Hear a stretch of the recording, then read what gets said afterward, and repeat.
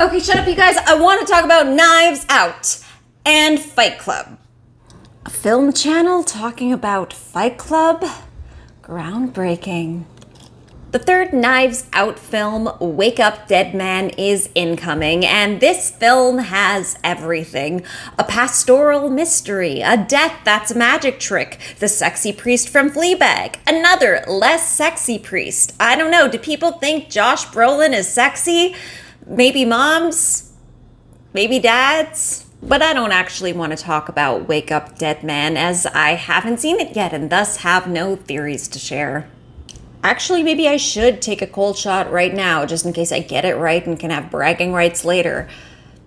Kerry Washington did it. And I actually want to take this opportunity to talk about the second Knives Out film, Glass Onion, and one of my theories about it, which is this. Our boy Edward Norton got us again. This little guy has, in several of his most iconic roles, shocked us with a revelation of whether he is or isn't actually two little guys, sometimes less little. Glass Onion may lack this revelation, but there is a twist in his character's identity for the discerning viewer. I'm here to tell you that Miles Braun, as played by Edward Norton, is actually the narrator from Fight Club. There are actors who make their bread and butter playing the same type of character over and over again, and then there are the few cases where all the pieces come together. Plot, characterization, the convenient absence of certain pieces of information, and you start to wonder, is this person playing the actual same character as they did in a completely different movie? Obviously not actually, because copyright is a thing, but if you were able to piece it together, then potentially so could the actor. They could be portraying this character as if it's a continuation of their former character's journey. If you have no idea what I'm yammering on about, much like my therapist, just kidding, I don't have the kind of medical insurance that would cover therapy, let me give you some examples. Will Ferrell as the Mattel CEO in Barbie is actually Buddy the Elf. When Barbie first came out, some theorized that he was actually playing the same character as he was in the Lego movie, but if you look at the way Barbie Land operates in relation to the real world, it's pretty incompatible with the world of the Lego movie, and actually very compatible with the North Pole in Elf. Now, you may think there's no way Buddy would ever embody the CEO's consumeristic tyranny, and indeed it would be a dark turn for him, but the CEO does possess a naivete as well as a nonchalance around the supernaturally whimsy that reminds us of our giant elf friend.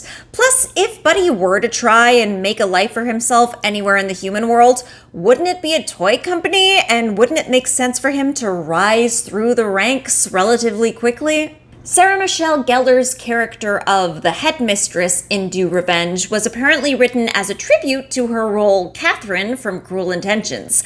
But with everything from her wardrobe, to her loquacious, venomous monologues, to her effortless commanding of a legion of horny, well-dressed rich kids, was this an homage or a continuation of her iconic character's life?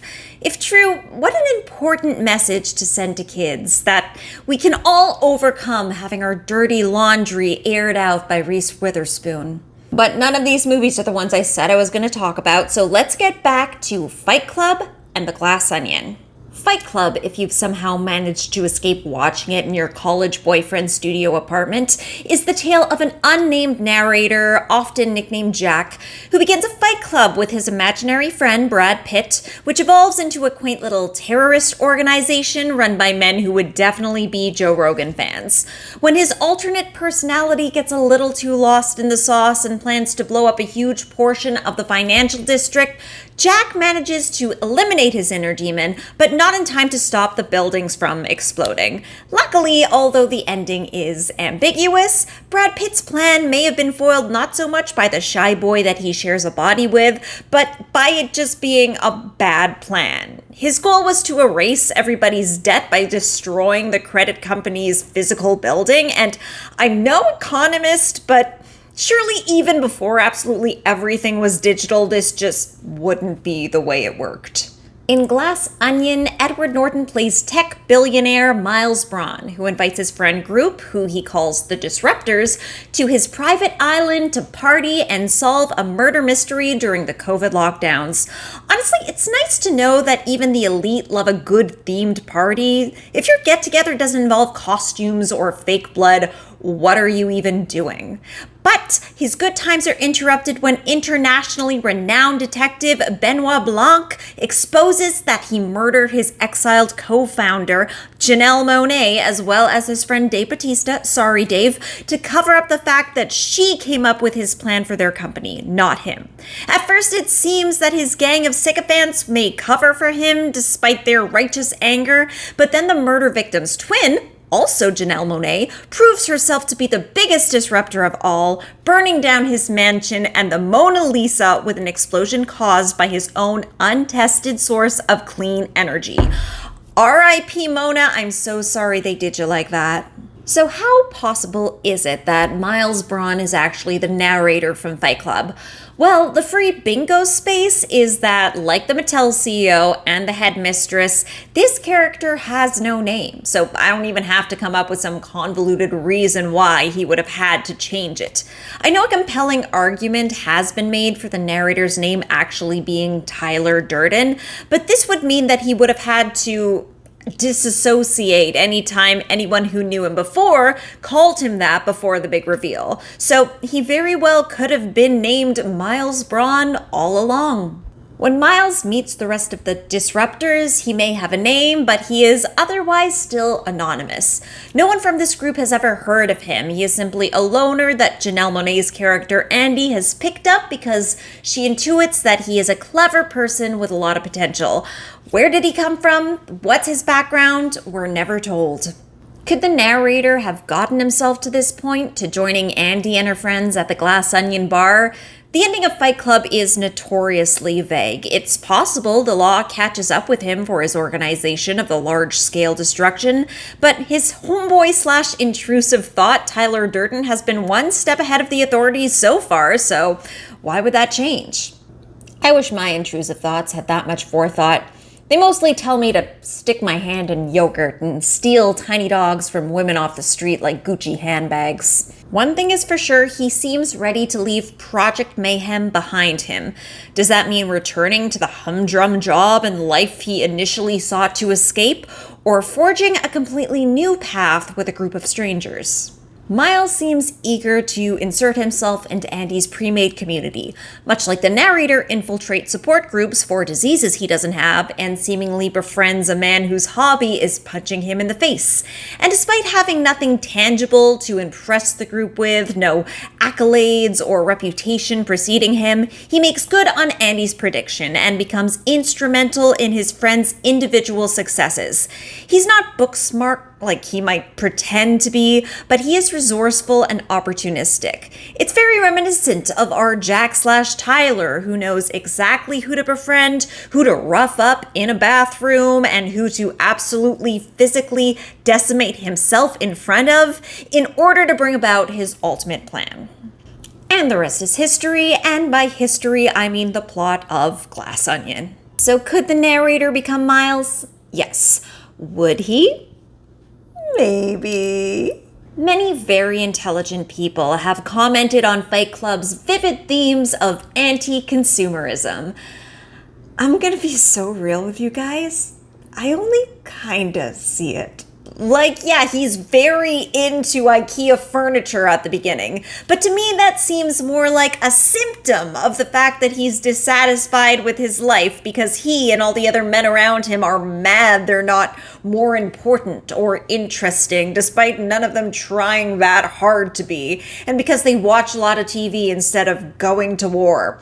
But for sure, part of his journey is him stopping his quest to find satisfaction in the mundane and material and seeking a more enlightened, less numb state of being.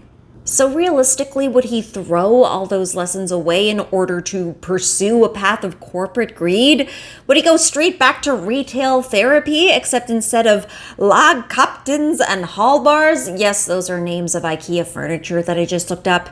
He's purchasing Paul McCartney's guitar and custom Yo-Yo Ma alarm clocks. Yes, he would.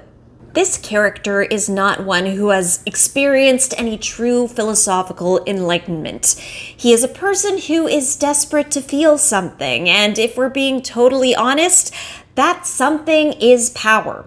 He is a person who feels powerless, and he would like some power, please. The narrator may be willing to walk away from Tyler Durden and Project Mayhem, but he's not ready to go back to being a nobody and have his most fulfilling social interaction be small talk over Bloody Marys on an airplane. Even if he wanted to, it's the 21st century. We're all watching Crazy Rich Asians or episodes of Below Deck on our plane rides.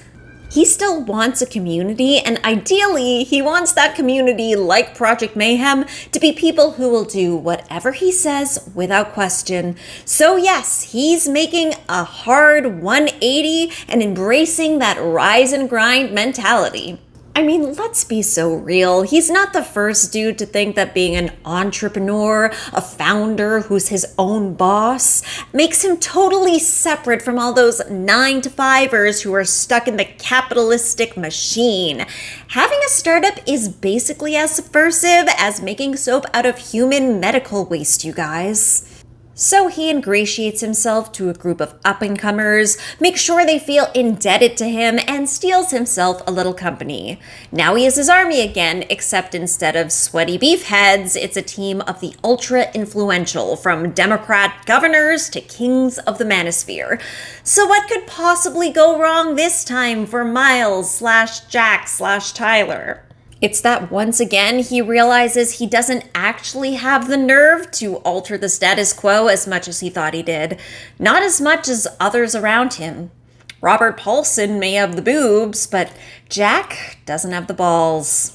In Fight Club, of course, he ends up experiencing a lot of misgivings about his alter ego's plans for mass destruction, and this is painted as not a bad thing. But it is him pulling back from the ideology that he thought made him a radical, and this reticence seems to be something that he thinks he's moved past once we get to the events of The Glass Onion. He's got a cute little monologue about how he and his friends will push not just the boundaries that people think are cool and edgy, but past the point that people want them to truly disrupt the system. Honestly, you could take that monologue and stick it in Fight Club, and it might fool anyone except the dude bros who have this spell memorized like the Pledge of Allegiance.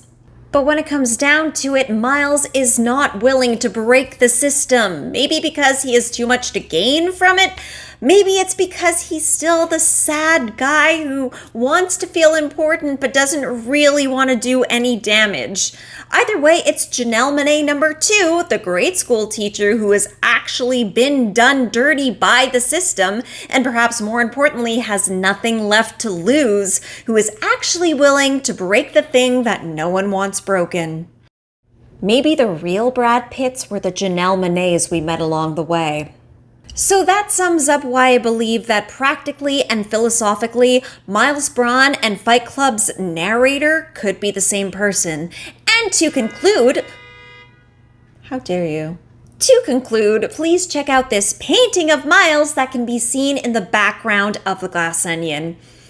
If that's not the portrait of a man who thought it'd be cool to start a fight club, what is? But let me know what you think. Are there clues that I missed? If so, please explain it to me in a silky Louisiana drawl. Are there other cases of actors sneakily double dipping when it comes to characters? Have you ever listened to the Brad Pitt in your head and kidnapped a dog? If you enjoyed, please like and subscribe, and as always, have a delicious day.